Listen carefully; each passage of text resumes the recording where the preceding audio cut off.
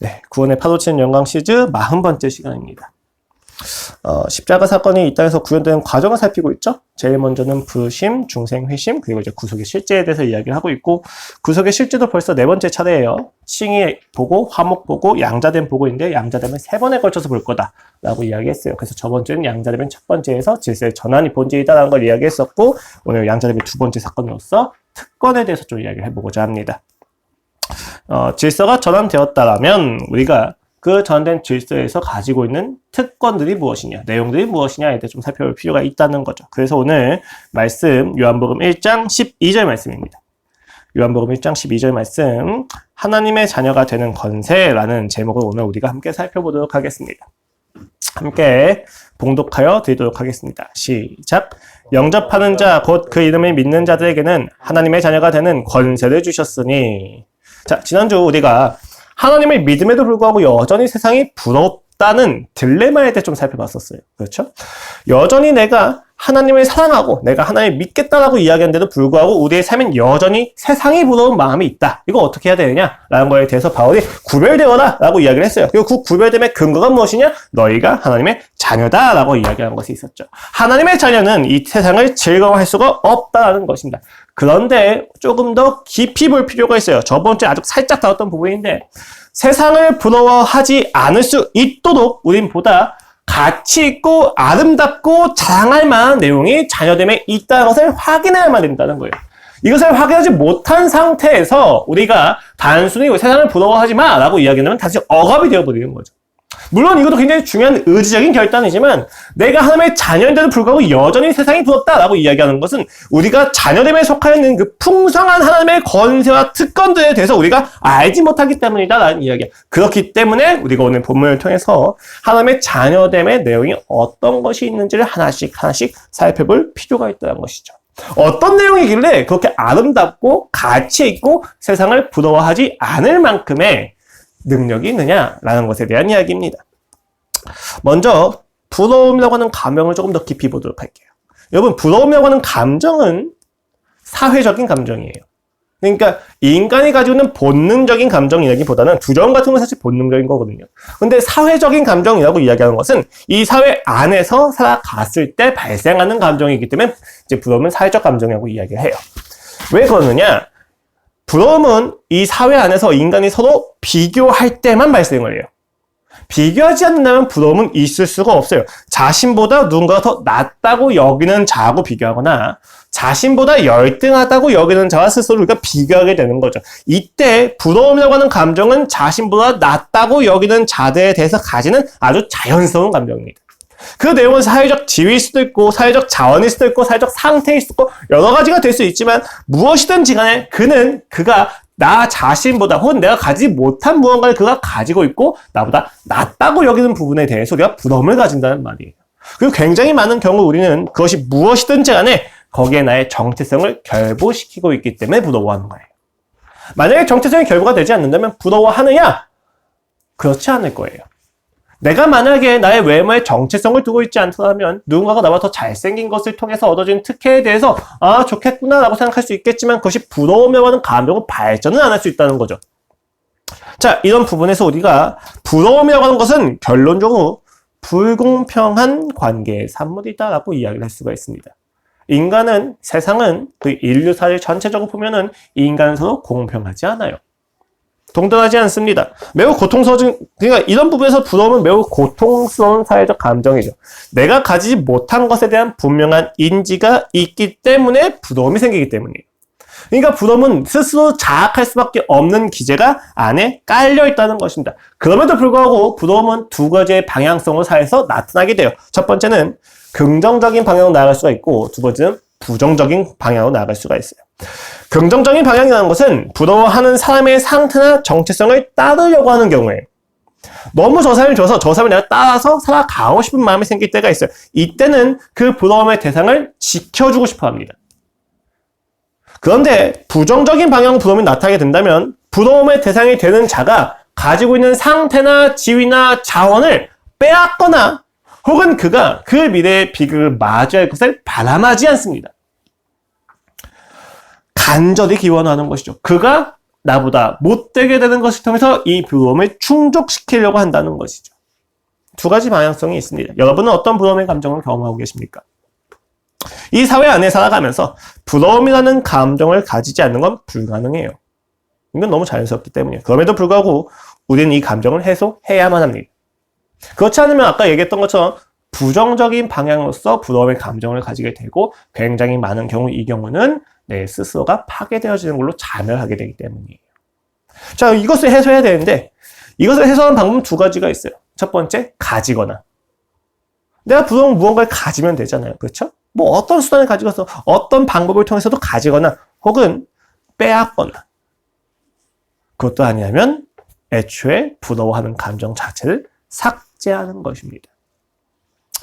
왜냐하면 부러움은 본질적으로 자신의 결핍이나 부족함을 마주하는 인지이기 때문에 우리는 이것을 해소시키기 위해서 내가 나 자신에 대한 인지에서 발생되는 감정을 없애버리거나 그 결핍을 해소하려고 하는 방향으로 나타난다는 거예요. 자, 문제는 뭐냐면 가져서 부러움을 없애려고 하는 것도 그리고 감정 자체를 삭제시키려고 하는 것도 사실 굉장히 유아기적인 회피라는 거예요. 왜 그러느냐? 애초에 이 땅은 분배와 소유와 능력이 불공평하기 때문입니다. 이 상태에서 내 감정을 삭제시킨다는 것은 불가능을 도전하는 것밖에 안 돼요. 그리고 그것을 가지는 것을 통해서만 나의 감정을 해소시키려고 하는 건 역시도 불가능한 무언가에 대해서 전혀 인지하지 못한 상태에서 모든 것을 할 수 있다고 생각하는 낙관이 있기 때문입니다. 인간에 대한 낙관을 다양하게 봐야 되는데 포기하셔야 돼요. 불가능합니다. 그렇다면 더더욱 분노가 치밀거나 체념이 몰려오게 되죠. 내가 어떻게 할 수 없는 불가능한 상황 자체가 내게 기만이 되어지는 것입니다. 그러나 여러분, 여기서 우리가 기억할 것은 그리스도인은 이 땅에서 살지만 이 땅에 속하지 않는다는 것을 기억해야만 합니다. 그리스도는 질서가 다른 자들이에요. 이 사회의 질서는 양육강식의 틀을 뒤집어버려. 이 사회의 원칙은 양육강식이지만 그리스도인들은 양육강식의 틀 자체를 했단 말이에요. 양육강식에 내가 복속되거나 휘둘리거나 먹히지 않기로 결심한 자들이에요. 강한 자를 부러워하거나 약한 자를 창피하지 않습니다. 둘 모두 죄인이고 자신 앞에 놓여진 불안에 대해서 다른 반응을 보일 뿐이에요. 나보다 더 나은 사회적 지위와 능력의 소유자는 부러워할 필요가 없어요. 왜요? 그리스도의 시선에서 보았을 때, 영혼의 시선에서 보았을 때 지금 이야기하는 그 부러운 자들의 가진 자와 가지지 못한 자는 결국 기능적으로 이 땅에 따라서 달라질 뿐이기 때문이에요. 예를 들어 볼게요. 당장 제가 되게 많이 듣는 얘기인데 마이클 조던이 200년 전에 태어났다면 우리가 그를 그렇게 부러워할 필요가 있을까요? 오히려 그가 우리를 부러워하겠죠. 우리가 부러워하고 있는 내용들을 잘 살펴보세요. 영원한 내용인지 영원하지 않은 내용인지. 잠시 지나가는, 그래서 헛되다고 말할 수밖에 없는 질서의 이야기예요. 근데 우리가 그것을 부럽다고 이야기하면서 하나님 쫓아가기를 주저한다면 뭔가 문제가 있다는 거죠. 우리의 인식이 지금 너무 기만당하고 있다는 것입니다. 일시적인 것에, 순간적인 것에 나의 영혼을 향한 마음을 기만당해서 영원한 것을 포기하게 되는 우리의 아이러니는 우리의 죄성이며 그 죄성을 끊임없이 자극하는 기만에 불과하다는 것입니다. 그렇다면 우리는 이제 반복해서 기만당하지 않기 위하여 해야 될 것이 무엇입니까? 영원한 가치와 영원한 소유를 반복해서 인지해야 된다는 것입니다. 그 내용의 핵심이 자녀됨이다라고 이야기하는 거예요. 여기서 우리의 질문이 시작이 됩니다. 그렇다면 하나님의 자녀가 된다면 무엇이 다른가? 도대체 세상도 부러워하지 않을 만큼의 가치와 능력과 풍성함이 무엇이냐라고 물어보는 것이죠.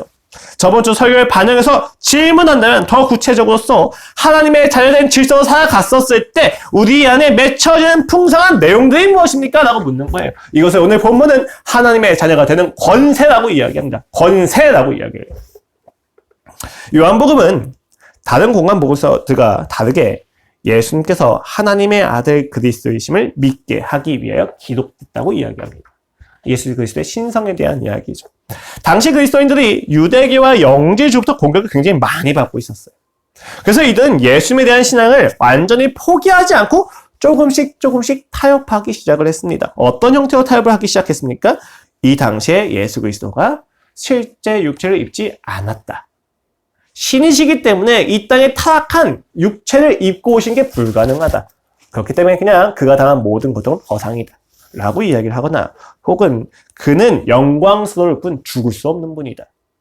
그는 선지자이며 그는 메시아는 아니지만 메시아에 근접한 자로서 그는 이 땅에서 고통을 당하지 않으시고 영광스러운 능력만 보여주신 것이다 라고 이야기를 하기 시작합니다. 예수님을 부정하느냐? 아니에요. 부정하진 않아요. 그런데 예수님을 부정하는 것과 같은 타협이 일어나기 시작을 했다는 거예요. 이렇게 예수님의 사역에 대해서 고통과 죽음을 배제하기 시작하니까, 그리고 그의 신성을 부정하기 시작하니까 복음을 유대인들에게도 전하기가 쉽고 영재주의자들에게도 쉬운 일이 일어나게 되는 거죠. 좋은 걸까요? 나쁜 걸까요? 라고 이야기했을 때 그렇게 나쁘지 않아 보입니다. 이것은 오늘날도 마찬가지처럼 느껴지죠. 근데 여러분, 되게 요한이라고 하는 사람이 참 무서운 게, 하나님의 아들 예수 그리스도에 대해서 그가 기록을 하는데 전반부는 영광과 표적의 책이라고 이야기할 정도로 요한복음 전반부에는 기적이 진짜 많이 일어나요. 일어날 수 없고 되게 무섭고 되게 놀라운 이야기들이 막 일어나죠. 이걸 보니까 그리스도인들이 어떻게 했어요? 교회 그리스도인들이 야, 그치, 우리가 믿는 하나님은 저런 분이시여 라고 생각하는데, 후반부의 내용이 다 뭡니까? 적나라한 죽음에 대한 이야기입니다. 그렇게 표적을 많이 행하고 그렇게 능력이 많은 분이 요한복음의 후반부에 가면 죽음으로 한 걸음 한 걸음 적나라하게 노출되면서 나아갑니다. 요한이 이야기한 바가 무엇입니까? 너희가 믿는 능력 있고 너희가 믿는 전능하신 하나님이 죽으셔야만 했단다 라는 이야기. 그것이 우리가 믿는 예수 그리스도다라고 이야기를 하는 것이죠. 예수 그리스도는 자신의 신성을 죽음으로 보여주는 역설로서 나타나셨고, 요한은 그것을 포기하지 않고 전합니다. 유대인들에게 복음을 전하기에 부끄럽거나 거리껴지고 영재주의자들한테 이야기하기도 무언가 힘든, 되게 설명하기 어려운 이야기인데도 불구하고 요한은 타협하지 않습니다. 이것은 오늘날 초대교회 당시나 본질적으로 인간의 본성이라든지 신자들의 고민 등이 오늘날과 다르지 않다는 걸 참 잘 보여주고 있어요. 여러분, 우리가 오늘날의 복음을 어떻게 생각합니까? 정말 있는 그대로 복음을 복음으로 여기고 있습니까? 복음이 있는 그대로 선포되어진다면 우리의 마음에 체념과 분노가 가득해지고, 혹은 그렇게 전하게 되었을 때 거절감을 받을까 두려워하지 않습니까? 그 체념과 분노를 가지고 복음을 어떻게든 조금 수정해서 이 시대에 맞게 잘 타협해서 전하고자 하지 않습니까? 예를 들면 예수 그리스도를 믿으면 당신은 행복해질 것입니다. 틀린 말이에요? 맞는 말이에요? 맞는 말이죠. 예수 그리스도를 믿으면 행복이 분명히 찾아옵니다. 그런데 문제는 뭐예요? 예수 그리스도를 통해서 얻어진 행복의 내용에 고통이 없는 것처럼 전제하는 사람들의 사고방식을 변하게 하지 않아요. 예수 그리스도를 믿으면 오게 되는 행복에 대해서 그들이 원하는 모든 것이 성취되어지는 것이 행복이다라고 하는 생각을 수정하지 않아요. 그리고 행복해질 거야 라고 이야기를 합니다. 정말로 옳은 말이 맞습니까? 우린 무의식적으로 사람들의 구미에 맞게 거절당하지 않기 위해서 복음을 조금씩 타협합니다. 그렇게 복음을 타협하는 기저에는 자기 자신도 그 복음을 납득하지 않아 하는 마음이 있기 때문이에요. 예수님을 믿으면 행복해질 거야. 그 행복엔 고통이 없어. 그 행복엔 네가 원하는 모든 것이 이루어진 소원 성취가 있을 거야 라고 우리가 말씀을 타협해서 전하고 있다면, 그것은 우리의 삶에서 나와 하나님의 관계에서 내가 여전히 복음에 대해서 받아들이지 못하는 부분이 있다는 것을 의미합니다. 나도 그런 행복을 원하고 있다는 것이죠. 물론 신학적으로 토론할 때는 예수 그리스도를 믿으면 고통이 있습니다라고 이야기할 수 있을지 모르겠지만, 정작 그 사람의 신앙의 본질적인 관계에 들어가면 여전히 주저하는 마음이 있다는 거예요. 요한복음 당시의 그리스도인들처럼 아주 조금 타협하면서 복음을 따라가는 것이 아니라 복음을 이용하기 시작합니다. 근데 요한의 대답은 너무 단호해요. 예수 그리스도를 믿으면 얻어지는 행복에는 반드시 고통과 죽음이 있을 것이다. 너희가 믿고 있는 신성이라고 하는 것은 가장 더러운 것에서도 거룩한 것이다 라고 이야기를 하는 거예요. 아니, 왜 그토록 복음을 지키려고 합니까? 조금 의아하지 않습니까? 조금 타협하면 안 됩니까? 굳이 십자가의 죽음을 통하여 복음의 증언된다고 꼭 이야기해야만 합니까? 그 십자가의 죽음이, 그리고 그 고통이, 그리고 그 육체를 입고 오시던 더러움을 조금만 포기하면 복음을 좀 더 잘 전할 수 있을 텐데, 너도 행복하고 나도 행복한 일이 일어날 텐데 왜 그는 좋게 넘어가지 않습니까? 신앙생활 좀 편하게 하면 안 됩니까? 라는 질문에 대해서 요한은 절대 타협하지 않습니다. 요한복음 1장 1절에서 18절은 요한복음 전체 서론이에요. 1절에서 5절은 말씀이신 예수 그리스도께서 하나님과 함께 창조 이전부터 있으셨다. 선제. 그리고 그 창조의 역사도 함께 하셨다라고. 그로 말미암지 않고는 이 창조가 이루어지지 않았다고 이야기를 합니다.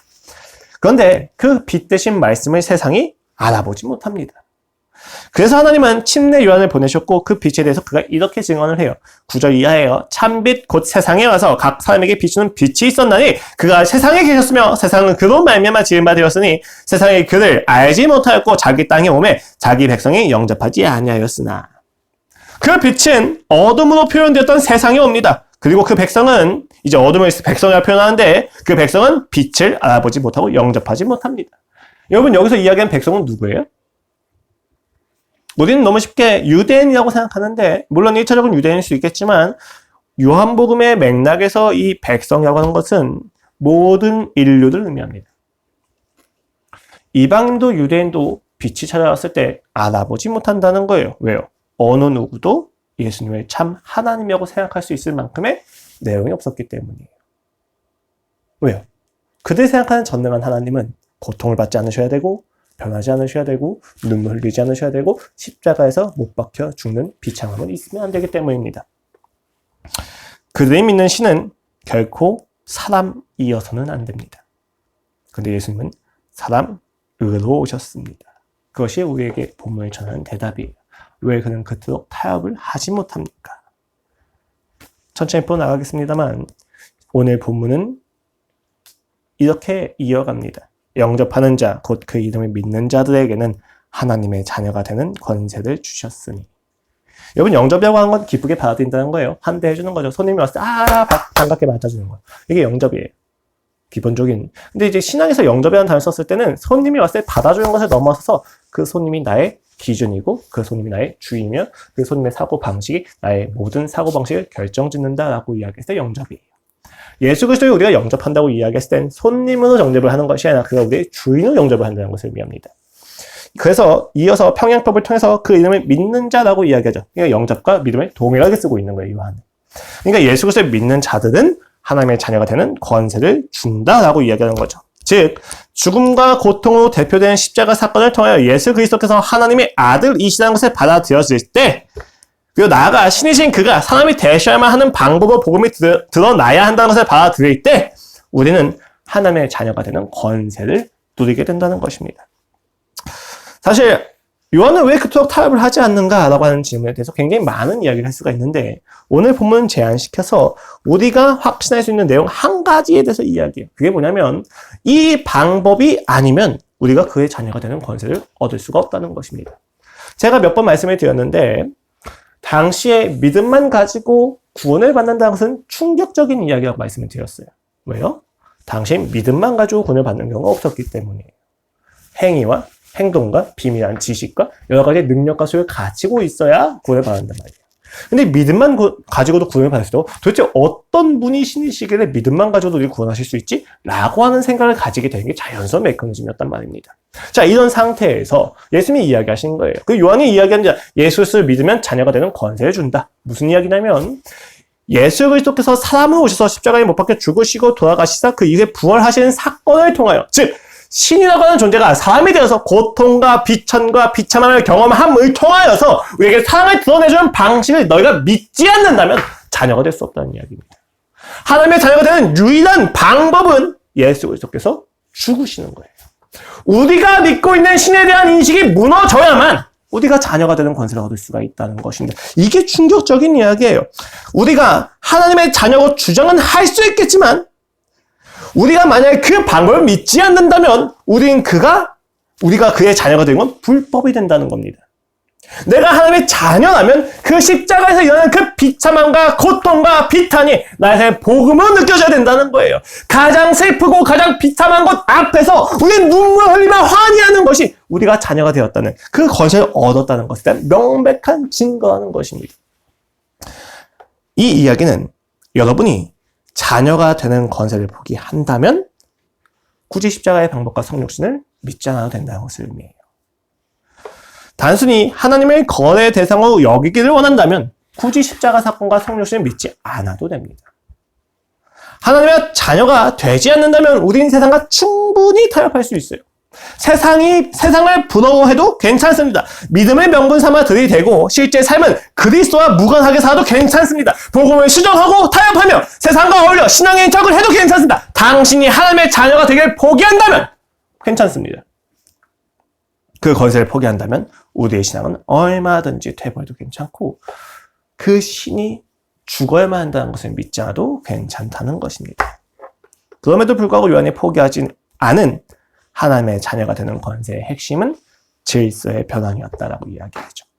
이거 잠깐 언급하고 이야기한다면 이건 이런 거예요, 여러분. 기존의 하나님과 나의 관계는 판사와 피고의 관계였어요. 내가 죄가 없다는 것을 스스로 증명해야만 하는데 증명할 수 없는 죽음밖에는 기다리지 않는 진노의 자녀였단 말입니다. 그런데 믿음을 가지게 되는 순간부터 하나님과 나의 관계는 아버지와 자녀의 관계가 됩니다. 판사와 피고의 관계는 법이 중요해요. 아버지와 자녀의 관계에는 사랑이 중요하게 됩니다. 인격적인 관계로 변화가 되었다는 거예요. 그 질서의 변화를 13절에서 이와 같이 이야기해요. 이는 혈통으로나 육정으로나 사람의 뜻으로 나지 아니하고 오직 하나님께로부터 난 자들이다. 너희가 가지는 소유와 능력이 아니다. 하나님의 은혜를 통하여 구원받은 자들이 바로 하나님의 자녀가 되는 권세를 얻은 자들이야 라고 이야기를 한다는 것이죠. 혈통으로도 안 됩니다. 육정, 즉 육신의 인간적인 사고방식으로도 안 되고 사람의 뜻을 가지고도 안 됩니다. 오히려 전혀 다른 질서인 하나님께로부터만 나올 수 있는 관계가 자녀가 되는 권세의 이야기예요. 질서가 전혀 다른 것이죠. 이 관계를 보면은 권세 내지는 엑소시아라고 하는 이 단어를 특권이라고도 번역을 하는데 특권이라고 표현합니다. 권세라고 이야기하는 것은 일반적으로 할 수 있는 능력에 대한 이야기죠. 좀 더 구체적으로는 정부나 보다 높은 기관에서 발의하여서 내가 기능하는 것에 대해서 허가하는 보장, 허가하고 보장하는 법적인 내용을 의미해요. 권세를 얻었다는 것은 무슨 이야기입니까? 누군가가 방해한다고 해서 중단되지 않는 힘이에요. 적법성입니다. 내가 법적인 합법 안에 있기 때문에 어떤 누구도 내가 이 권세를 행하는 것에 있어서 방해할 사람이 없다는 거예요. 오히려 누군가가 방해한다? 그가 불법이 되는 것이죠. 우리가 자녀가 된 권세가 있다는 것은 그것을 의미합니다. 방해하거나 중단시킬 수 있는 자가 없다는 거예요. 우리가 믿음으로 그의 자녀가 되었더라면 그리고 그 권세를 얻었더라면 우리가 가지고 있는 자격지심과 열등감과 부족함과 약함과 죄가 자녀가 되는 권세를 막을 수가 없어요. 소유와 능력으로 결정되는 게 아니에요. 법적으로 보장을 받은 거잖아요. 그렇기 때문에 내가 자녀가 되는 권세를 이야기한다고 했을 때 어떤 누구도 막을 수가 없다는 것입니다. 왜요? 이미 나의 신분이 변화되었기 때문에 거절할 수가 없다는 거예요. 이건 가능해요. 개인적인 차원에서 내가 아버지이신 하나님에게 등을 돌려서 하나님의 아버지 됐으면 내가 누리지 못하고 살 수는 있어요. 권세가 있어도 권세를 사용하지 않을 수는 있습니다. 그런데 그렇다고 해서 자녀가 되었다는 그 신분의 변화가 취소가 되지는 않는다는 거예요. 이것이 자녀가 되는 권세의 이야기입니다. 실제로 동사의 시제, 되었다고 하는 권세를 얻게 되었다는 그 시제가 부정과거 중간태를 써서 과거에 존재하지 않았던 것이 생겨서 영원히 계속되고 지속된다는 것을 의미하고 있어요. 동사 시제 자체가. 우리가 자녀가 되었다는 사실은 그러한 권세예요. 그럼 그 권세의 구체적인 내용이 무엇이냐는 거죠. 결코 방해받지 않을 수 있는 권세. 내가 하나님의 자녀가 되어서 이 땅에서 살아가면서 행하여야만 하는 권세의 내용이 무엇이냐라고 이야기할 때 네 가지를 이야기합니다. 자유, 담대함, 자유, 명분, 담대함, 그리고 징계입니다. 하나씩 살펴보도록 할게요. 첫 번째는 자유예요. 하나님의 자녀가 되었다는 사실은 기존에 내가 세상과 진노의 자녀였던 과거로부터 신분적으로 자유하게 되었다는 걸 의미하죠. 이전에 있었던 질서와 법이 나를 더 이상 강제할 수가 없는 거예요. 이 상태에서 우리는 내적인 자유를 가지게 돼요. 이게 왜 내적인 자유냐? 본래는 진노와 세상의 자녀였을 때 우리는 죄를, 그리고 그 죄로 인한 죽음을 마주할 수밖에 없는 인생이었어요. 그리고 그 죽음을 끊임없이 회피하고 이 죽음이 나의 인생의 행복과 내 존재를 결정할 수 없다는 것을 이야기하기 위해서 돈이나 권력이나 섹스나 다른 여러 가지 수단을 통해서 나 자신을 합리화하는 인생이었어요. 수치와 불안이 가려지지 않는 인생입니다. 불안을 없애면 또 다른 불안이 생기고 가장 행복하다고 여길 만한 순간에 그 행복이 멈출까봐 걱정할 수밖에 없는 수치와 불안의 인생이 진노의 자녀였던 인생이었단 말입니다. 내적인 자유가 없어요. 그런데 하나님의 자녀가 되는 순간 우리에게 죽음은 두려움의 대상이 되지 않습니다. 죽음은 과정이 되고 그 죽음을 넘어서 생각할 수 있는 자유가 생겨요. 이제는 그 죽음 너머의 이야기를 낙관적으로 생각을 하거나 합리화해야 됐다면 이제는 그 죽음 너머에 대한 생각을 구체적으로 할 수 있게 됩니다. 그 죽음 너머에 있는 영광과 영원함을 누리기 시작한다는 거죠. 이때 그리스도인은 소유와 능력을 넘어서는 가치에 대한 믿음을 가지게 돼요. 어차피 소유와 능력은 죽음 이후 다 없어지잖아요. 근데 그리스도인은 그 너머를 준비하게 된단 말입니다. 이에 대하여 바울은 다음과 같이 표현해요. 갈라디아서 4장입니다. 그러나 성경이 무엇을 말하느냐? 여종과 그 아들을 내쫓으라. 여종의 아들이 자유 있는 여자의 아들과 더불어 유업을 얻지 못하리라 하였느니라. 그런즉 형제들아, 우리는 여종의 자녀가 아니요 자유 있는 여자의 자녀니라. 지금 여기서 이야기하는 여종의 아들이라는 것은 율법주의와 관련해서 율법을 지켜야만 신앙을 보장받는다고 착각하는 자들에 대한 이야기죠. 여종과 그 아들의 특징이 무엇입니까? 율법을 지킴을 통하여 주변도 죽이고 자기도 죽이는 열매를 맺는 자들이에요. 자유한 자는 어떤 특징이 있습니까? 자유한 자들은 누릴 수 있는 유업이 있다고 이야기해요. 이들은 율법을 살리는 것을 통해서 지키게 됩니다. 왜 둘 다 똑같은 율법을 지키는데 한쪽은 죽이고 한쪽은 살립니까? 5장은 이와 같이 명확하게 표현해요. 율법 안에서 의롭다 함을 얻으려 하는 너희는 그리스도에서 끊어지고 은혜에서 떨어진 자로다. 우리가 성령을 믿음으로 따라 성령의 믿음을 따라 의의 소망을 기다리오니 그리스도 예수 안에서는 할례나 무할례의 효력이 없을 때 사랑으로서 역사는 믿음뿐이다 라고 이야기합니다. 율법을 지킬 때 한쪽은 의를 이루기 위해서 지키고 의를 이루기 위해 지키고 한쪽은 성령을 말미암아 믿음을 가지고 사랑을 살아내는 것을 통해서 지킵니다. 무슨 차이예요? 한쪽은 은혜가 없고 한쪽은 은혜가 있습니다.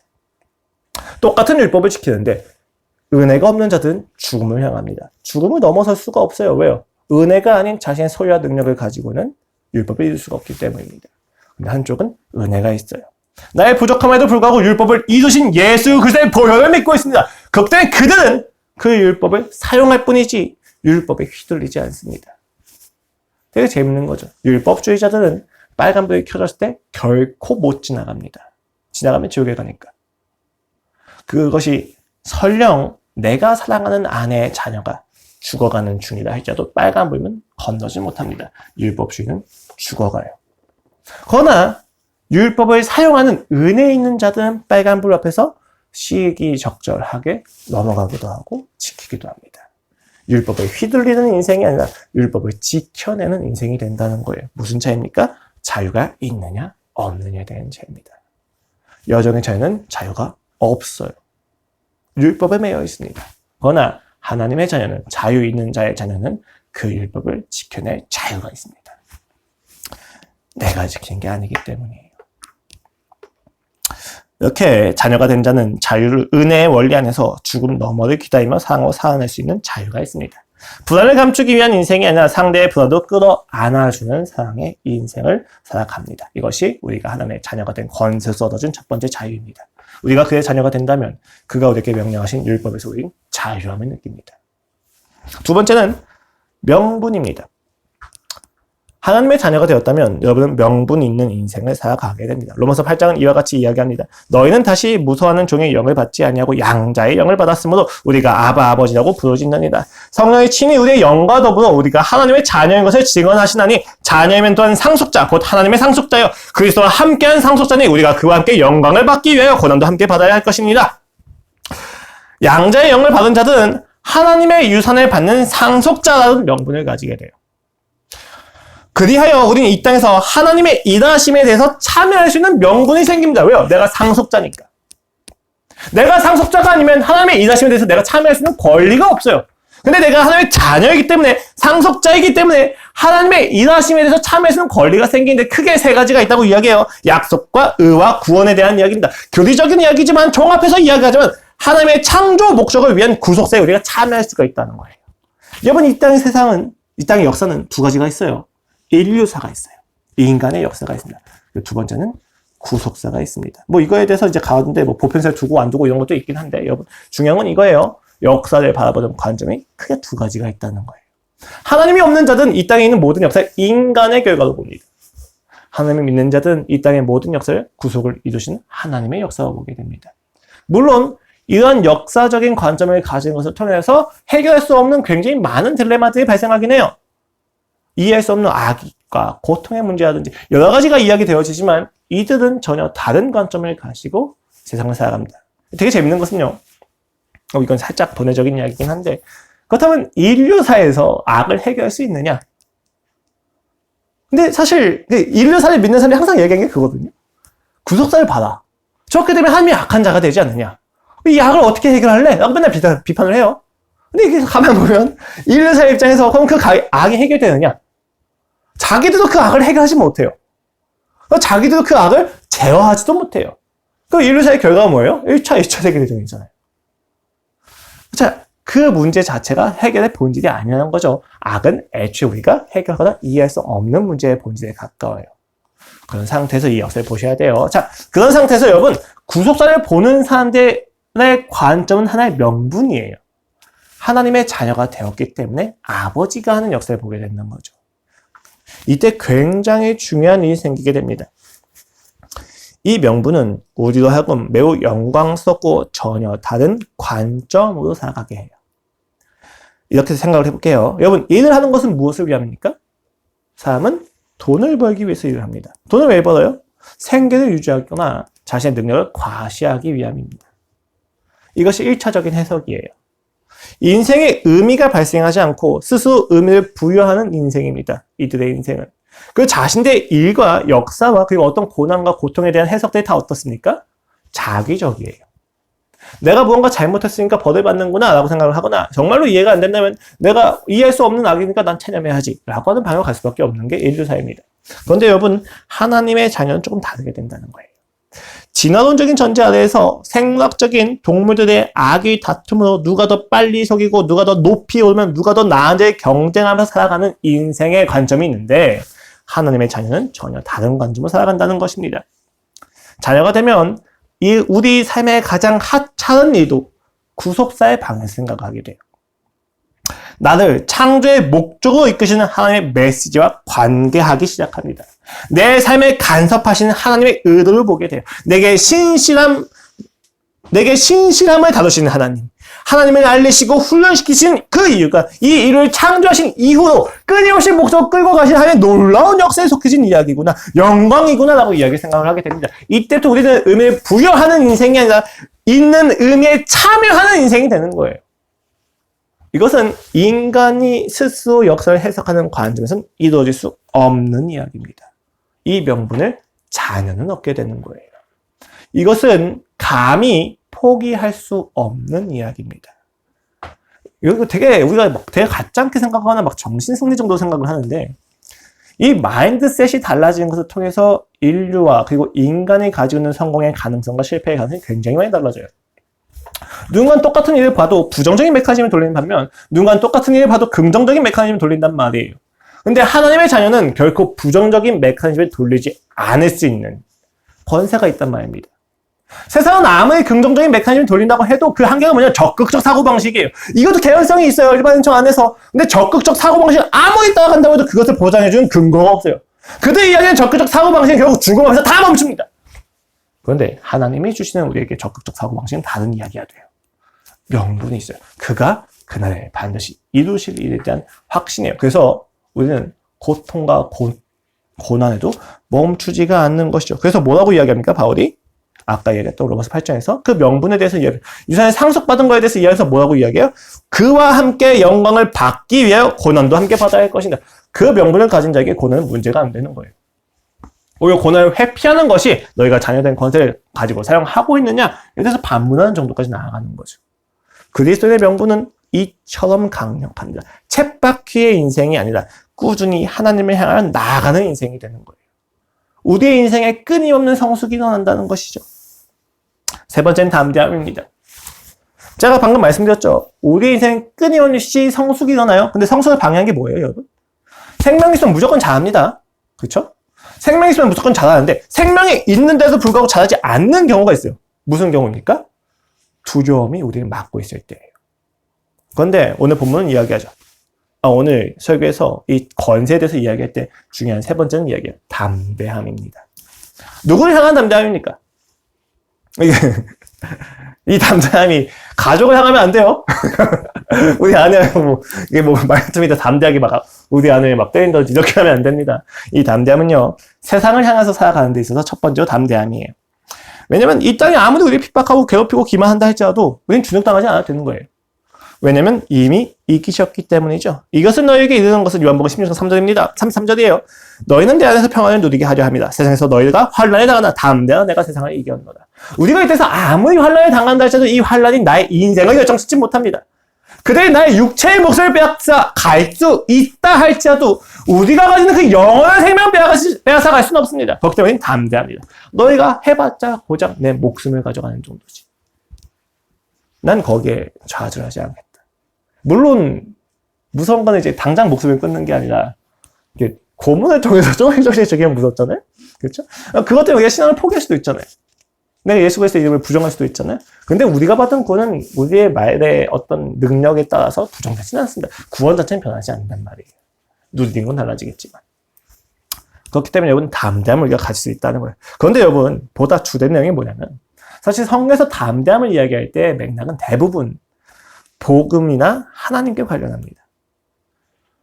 첫 번째는 우리가 세상을 향하여 복음을 전하고 말하고 살아가는 것에 대해서 우리가 담대하신다고 이야기해요. 그냥 세상에 대해서 그냥 담대해지는 게 아니에요. 나 예수 그리스도를 믿으니까 나 좀 괜찮은 삶이라고 거들먹거리는 인생을 이야기하는 게 아니에요. 내가 예수 그리스도를 믿어서 그 삶을 살아내는 것에 있어서 담대함을 준다는 겁니다. 그러니까 예수 그리스도를 믿는데 내가 그 삶을 살아내지 않으려고 한다. 내가 그 복음을 따라가려고 하지 않는다 하면 담대함은 있을 수가 없는 거예요.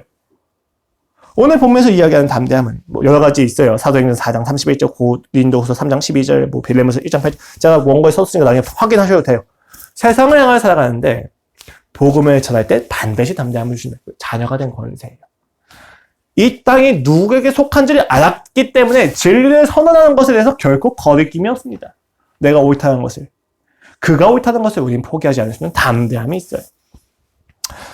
두 번째는 하나님께 나아감에 있어서 담대해집니다. 에베소 3장이에요.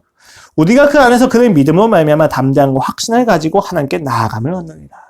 거룩하신 분 앞에 원래 우리는 두려움을 가지고 나아갑니다. 나아갈 수가 없어요, 원래. 그런데 그 거룩하심이 우리에게 즐거움이 됩니다. 이게 되게 재밌어요. 마치 도둑질한 죄인이 판사 앞으로 나아갈 때 두려움을 가질 수밖에 없죠. 그런데 우리가 복음을 알고 있고 내가 예수 그리스도를 믿는다면 우리는 도둑질을 한 상태에서 판사한테 나아가는 것이 아니라 아버지께 나아갑니다. 혼날 수는 있어요. 그런데 자녀관계가 취소되지는 않습니다. 그러한 담대함이 우리 안에 생겼다는 거예요. 예정론에 대해서 굉장히 많은 사람들이 공격을 합니다. 그리고 하나님의 그 신실하심과 선하심에 대해서 굉장히 많은 악에 대한 반론을 통해서 많은 사람들이 공격을 합니다. 그런데 이 사람들이 가지고 있는 다 똑같은 공통점이 뭐예요? 하나님을 인격으로 생각하지 않습니다. 이런 질문 되게 많이 하죠. 어떤 누구도 들 수 없는 무게의 돌을 만들어 보세요. 그러면 하나님의 전능하심이 취소가 된다는 거예요. 왜요? 어떤 누구도 들 수 없다고 하는 것에는 하나님이 포함이 되잖아요? 그럼 하나님이 그 돌을 만드시는 건 전능하지 못하게 된단 말이에요. 이런 말장난을 하기 시작을 해요. 이거 하나님 뭘로 생각하는 거예요? 인격이 없는 어떤 대상으로 생각하는 거죠. 기계와 사물로 생각하는 겁니다. 여러분 잘 생각을 해보세요. 내가 신이에요? 그러면 내가 들 수 없는 돌을 만들 자유가 있습니까? 없습니까? 있겠죠. 그렇다면 내가 굳이 그 일을 하지 않아도 된다는 것도 확신할 수 있는 거예요. 이게 인격적이신 하나님에 대한 이야기예요. 근데 사실 이거는 제가 인격에 대해 설명하기 위함이고 이 말 자체는 사실 모순이에요. 말이 되지만 논리가 아니기 때문이에요. 네모난 원을 만들어 보세요 라고 이야기한다고 해서 그걸 못 만들면 전능하지 않다고 얘기하면 말이 안 되죠. 왜요? 전능함을 시험하는 리트머스 종이인 그 문구 자체가 논리가 아니기 때문이에요. 말이 된다고 논리는 아닌 겁니다. 어찌됐든 여러분, 이런 여러 가지 공격들이 다 인격적이신 하나님을 믿지를 않아요. 하나님에 대해서 공격할 생각만 하고 있는 거죠. 원망할 생각만 하고 있는 상태에서 답을 정하고 이야기하는데 대부분은 하나님을 인격적인 대상으로 여기지 않는다는 것입니다. 그러나 자녀가 된 자는 아버지를 인격적으로 생각하게 됩니다. 어느 정도까지 인격으로 생각하냐면 네 번째로 징계에 대해서까지도 해석할 때 인격이 됩니다. 자녀라면 아버지부터 심판이 아닌 징계를 받습니다. 이 사실 우리에게 기분 나쁜 어감이나 두려움을 주는 체벌처럼 느껴질 때가 있어요. 이거 되게 잘못된 해석인데 히브리서 12장 8절에 대한 오해가 굉장히 주요하죠. 징계를 다 받는 것이거늘 너희에게 없으면 사생자요 친아들이 아니라 라고 이야기하면서 많은 분들이 이것을 오해해서 이야기를 해요. 너희가 받고 있는 모든 고난은 징계야 이런 식으로 말이죠. 그것이 않습니다, 여러분. 여러분, 부모가 자녀를 사랑한다면 징계예요. 그쵸? 이건 징계가 맞습니다. 이건 필요한 거예요. 근데 이 징계라고 하는 단어는 처벌이 아니에요. 많은 사람들이 오해하는 게 뭐냐면 당신이 잘못했으니까 벌을 받는 거지 라고 하는 것을 징계로 생각한다는 거예요. 이거는 하나님이 아니라 무속적인 신앙이에요. 이런 건 있지 않습니다. 히브리서에서 이야기하는 징계라고 하는 단어는 원문으로 파이데이아라고 해서 교육과 훈육에 대한 이야기예요. 그럼 이 훈육과 교육은 여러분 처벌이라고 하는 단어는 구별이 돼요. 잘못을 했으니까 때려야지가 아니라 그가 자신의 인생을 망가뜨리니까 망가뜨리지 않는 방법에 대한 분별력과 사고방식을 가르쳐주는 거란 말입니다. 쉽게 생각해 보세요. 저희 딸이 엄마 아빠를 제외하면 가장 먼저 한 말이 뭐예요? 안 돼요. 제가 제일 많이 사용을 하기 때문에요. 근데 여러분, 제가 어떤 영역에서 안 된다고 이야기합니까? 첫 번째, 애를 빨리 재우기 위해서 못 놀게 할 때 제가 안 된다고 할까요? 두 번째, 피곤해서 같이 놀기 싫을 때. 이런 경우에 제가 안 된다고 이야기를 하느냐? 그렇진 않아요. 피곤해도 놀아줄 땐 놀아주고, 재우려고 하더라도 재울 수 있는 상태가 아니면 놀아주기도 합니다. 어떨 때 안 된다고 이야기하냐면 그가 앞으로 지켜야 될 원리와 원칙을 주지시켜주기 위해서 라고 하는 목적이 있을 때 안 된다고 이야기. 예를 들면 뜨거운 건 만지면 안 돼요. 손에 화상을 입잖아요. 그렇죠? 높은 곳에서 떨어지는 건 안 돼요. 남의 물건을 마음대로 만지는 건 안 돼요. 전시되어 있는 상품을 자기 것처럼 여겨서는 안 됩니다. 제가 이럴 때 안 된다고 이야기해요. 그거 안 된다는 얘기 진짜 많이 해요. 얘가 저희 때 아직 뭐 기준이 없으니까 마음대로 살잖아요. 자, 여러분, 여기서 안 된다고 이야기하는 게 징계예요. 성경에서 이야기하는. 안 된다는 말 자체가 나쁜 게 아니라는 이야기죠. 우리가 징계를 처벌로 오해할 때 그런 문제가 생긴다는 겁니다. 훈육이란 건 일종의 교양이고 교육입니다. 이 사람이 바르게 성장하게 하기 위하여 그 성장에 방해되는 거나 그 성장을 하지 않고자 하는 것에 대해서 분별하게 하고 유익한 것을 독려하며 분별력을 가르쳐 지키게 하는 그 내용을 우리가 훈계라고 이야기한다는 거예요. 자녀가 된 자라면 자신의 삶에서 주어지는 모든 내용과 아픔과 상처와 슬픔을 징계로 해석할 수 있는 권리가 생깁니다. 처벌이 아니라 징계. 하나님 나를 그의 방향으로 이끌어 가시는구나. 이거 단순히 내가 잘못했으니까 내가 인생이 망가지는구나가 아니라 그가 나를 그에게, 그의 본질에 더욱더 맞게, 신앙의 본질에 맞게 나를 성숙시켜 나가는구나 라고 할 수 있는 이야기, 해석을 가지게 된다는 거예요. 왜요? 처벌은 판사가 하는 거잖아요. 그렇죠? 근데 징계와 훈육은 아버지가 하는 것이기 때문입니다. 따라서 하나님의 자녀가 된 자는 그 징계를 통하여 최후 소망을 꿈꾸게 됩니다. 그래서 히브리서 기자가 뭐라고 이야기해요? 11절 이하예요. 무릇 징계가 당시에는 즐거워 보이지 않고 슬퍼 보이나 후에 그로 말미암아 연단받은 자들은 의와 평강의 열매를 맺느니라. 그러므로 피곤한 손과 연약한 무릎을 일으켜 세우고, 여러분 놀라운 이야기예요. 피곤한 손과 연약한 무릎을 일으켜 세우고, 만약에 그가 이야기한 징계가 처벌이었더라면 결코 일으켜 세울 수 있는 것에 대한 격려가 되지 않습니다. 근데 히브리서 저자는 정확히 알고 있어요. 징계라는 게 훈육이라는 것을, 그의 사랑이라는 것을. 그렇기 때문에 이제 너가 일어나라 라고 이야기하시는 근거가 있다는 거예요. 너희 발을 위하여 고든 길을 만들어 저는 달로 하여금 어그러지지 않고 고침을 받게 하라. 모든 사람과 더불어 화평함과 거룩함을 따르라. 이것이 없으면 아무도 주를 보지 못하리라. 네가 주 예수를 보기 위하여 일어나 걸어가야 된단다 라고 이야기를 합니다. 그게 징계예요, 여러분. 자, 하나님의 자녀가 되는 권세를 우리가 4가지 이야기했습니다. 자유, 명분, 담대함, 그리고 징계입니다. 이 4가지가 가지고 있는 공통점은 모두 은혜의 질서를 향한 전환과 더불어서 우리가 이 땅을 살아갈 때 이 땅의 자원이 아니라 하늘의 자원을 가지고 살아간다는 것을 의미합니다. 제가 지금 저희 아내와 저와 일을 안 하고 실직 상태에 있은 지가 지금 1년이 넘었어요. 엄밀하게 이야기하면 10월 달이니까 1년 하고도 4개월이 넘었죠. 제가 6월까지는 원래 대리운전을 했었으니까. 근데 아시는 분 다 아시겠지만 제가 지금 허덕이며 살지는 않습니다. 제가 지금 단 한 번도 공과금이 밀려본 적이 없어요. 우리 교회 11조 누가 제일 많이 하는지 아세요? 제가 제일 많이 해요. 되게 웃기지 않습니까? 이상한 일이고요. 이 땅의 관점과 이 땅의 자원을 통해서 우리가 살아가긴 하는데 이 땅의 자원만 가지고 살아가는 게 아니에요. 왜요? 이 땅의 자원을 얻는 방법을 전 사용하지 않고 있거든요. 되게 단적인 예시입니다. 이건 되게 1차적인 예시예요. 무슨 이야기를 하고 싶은 거냐면 여러분 하나님의 자녀는 하나님의 방법으로 살아갑니다. 하나님이 주신 목적을 향해 살아갑니다. 세상이 이야기하는 방법과 기준과 세상이 이야기하는 내용에 흔들리지 않습니다. 33, 이 나이에 소울을 몰고 다닌다? 실패한 인생이죠. 자산이 1억이 안 넘다? 실패한 인생이죠. 그럼 여러분 우리가 실패했다고 이야기합니까? 그렇지 않아요. 왜요? 우리의 기준은 이 땅이 아니라 하늘에 있기 때문입니다. 짐 엘리엇의 죽음을 미국 언론이 뭐라고 평가했습니까? 젊은 청년들의 낭비라고 이야기를 했어요. 근데 우리는 알고 있습니다. 그것이 낭비가 되지 않았다는 사실. 우리는 여러분 되게 거창하고 드라마틱한 무언가를 항상 생각하는데 사실 하나님의 자녀가 된 인생은요. 낭비와 실패가 있을 수 없는 인생이에요. 하나님을 알아가는 인생이기 때문에. 신앙의 본질에서 떠나면 끊임없이 기만당할 뿐인 거예요. 계속 그 인격적인 관계를 떠나니까 계속 세상적인 사고방식이 날 괴롭히는 겁니다. 내가 돈이 없어서, 내가 능력이 없어, 내가 소유가 없어서 이 땅에서 아무것도 할 수가 없고 내가 이 땅에서도 배척당하고 하나님한테도 배척당하는구나 라고 생각을 하게 되는데 그렇지 않다는 겁니다. 우린 이 땅에서 하늘 자원을 가지고 살아갑니다. 그리고 그 하늘 자원의 내용에 있어서 네 가지가 자유와 담대함과 명분과 징계라고 이야기 드린 거예요. 다 무엇에 대한 이야기입니까?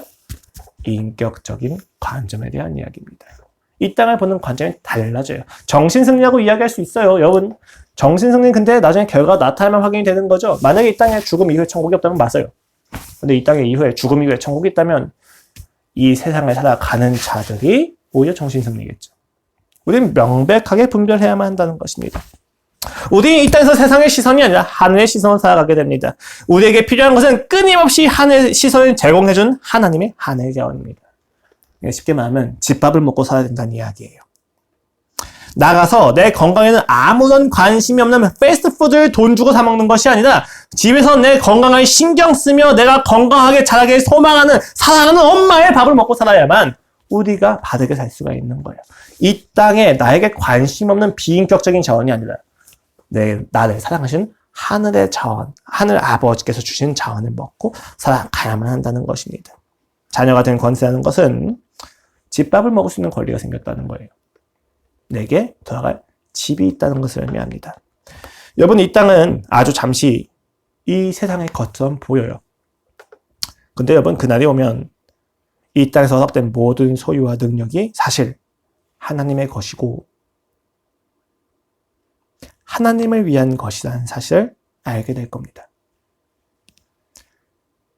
그렇기 때문에 하나님의 자녀된 우리는 세상의 기만에 속지 말고 우리에게 주어진 아버지를 사랑하고 자랑함으로 살아갈 수 있어야만 합니다. 하늘 자원을 먹고 살아가는 인생에 대해서 다음 주에 또 설교를 드릴 거예요. 오늘 여러분이 기억하셔야 될 건 자녀가 된 권세가 지금 내 안에 있는가? 내가 그 권세를 사용하고 있는가? 그럼에도 불구하고 여전히 세상이 부럽고 그 권세가 누려지지 않는다면 무겁게 이야기합니다. 의심하십시오. 내가 진정으로 하나님의 자녀가 맞는지. 끊임없이 세상의 기준으로 나 자신을 자학하게 되고 학대하게 되고 나를 계속 비하하게 된다면 의심하셔야만 해요. 내가 진짜 하나님의 자녀가 맞는지. 내게 가장 소중한 기준이 예수 그리스도가 맞는지. 아니라면 왜 아닌지. 내게 무엇이 부족해서 내가 하나님의 자녀가 못 되고 있는지 우리는 반드시 의심하셔야만 합니다. 그 의심이 오히려 여러분을 구원으로 이끌어 줄 것이기 때문이에요. 자유와 명분과 담대함과 징계가 여러분의 삶에 없다면 의심하십시오. 그것이 신앙이 더욱더 유익할 것입니다. 하지만 그 네 가지 중에 단 한 번이라도 또 단 한 가지라도 누려진 인생이 있었더라면 여러분은 자녀된 권세를 썩이고 있는 중일 거예요. 세상의 기만에 속아서 쓸데없는 거라고 방구석에 처박아둔 상태일 수 있습니다. 그렇다면 다시 꺼내서 먼지를 닦고 사용하셔야만 돼요. 어떻게 해요? 예수 그리스도의 십자가 사랑이 그의 죽음이 진실로 사랑이었다는 것을 확신할 때 그 권세의 내용들이 내게 실제가 될 것입니다. 그러니 다시 십자가 앞으로 가셔야만 합니다. 자, 기도하고 오늘 예배를 마치도록 하겠습니다. 하나님 아버지, 오늘 우리의 인생에 찾아오셔서 말씀하시고 사람이 되셔서 우리에게 사랑을 가르쳐 주시니 감사합니다. 우리는 하나님의 사랑을 못 믿습니다. 우리는 하나님의 신실하심을 믿지 못합니다. 그러니 주여 우리에게 은혜를 부어주사 다시 그 십자가 앞에서 그 사랑과 신실함을 회복하게 하시고 내가 주의 자녀가 된 권세로 자유와 담대함과 그리고 명분과 징계를 권세로 사용하게 하여 주시옵소서. 어느 누구도 막을 수 없습니다. 오히려 그것을 사용하지 않는다면 그것이 오히려 불법일 것입니다. 아버지, 자녀가 된 것을 확인하게 하시고 자녀가 된 자로서 권세를 누리게 하여 주시옵소서. 이번 한 주 시작되는데 세상의 기만이 아니라 하나님의 시선으로 나아가기를 소망합니다. 예수 그리스도의 이름으로 기도드렸습니다. 아멘.